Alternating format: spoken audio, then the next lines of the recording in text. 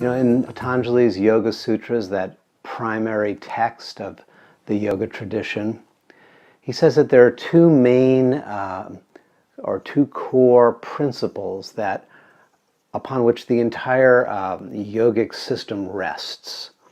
And one of those is called in Sanskrit abhasya. It means practice. And we've been putting a lot of focus all the time. We emphasize practice and the importance of practice. And the other principle is called in Sanskrit vairagya, and that means non-attachment. And it's these two together, like two oars in a boat, that allow us to row to the shore of awakening. These two principles are the essence, the foundation upon which all of yoga rests. Now, practice, Patanjali says, and as you know from your own experience, practice is about persistent effort. And it's about persistent effort and focus on attaining, in this case, and sustaining, in this case, meditative consciousness. That's what practice is for. It's to attain a basic meditative stage and to sustain that meditative stage. It's mindful, it's intentional, it has a special quality of continuity of effort. And it also is supported by an attitude. As the Buddhists say, attitude is all. And the attitude is vairagya. The attitude is that of non-attachment. Our attitude frames, our attitude shapes, our attitude informs, and our attitude structures at a very deep level the nature of our practice.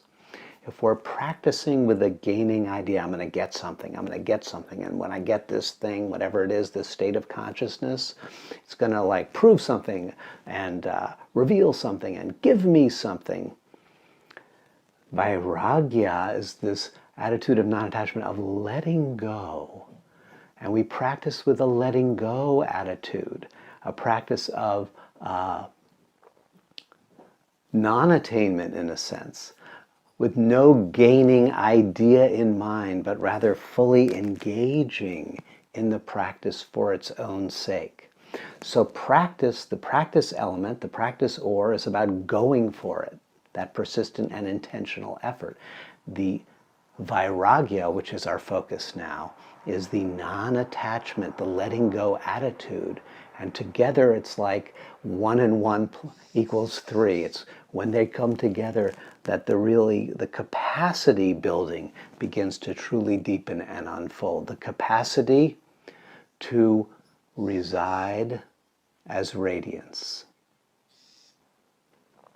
Letting go, vairagya, non-attachment, allows you to witness and to unlatch from any particular mind state, not to cling to a good meditation, but to go deeper. I'm reminded of Otis Redding, sitting by the dock of the bay, sitting by the dock of the bay. You watch the tide roll away. You watch the thoughts. They roll in and they roll out. And this is the attitude of non-attachment. It's to step back.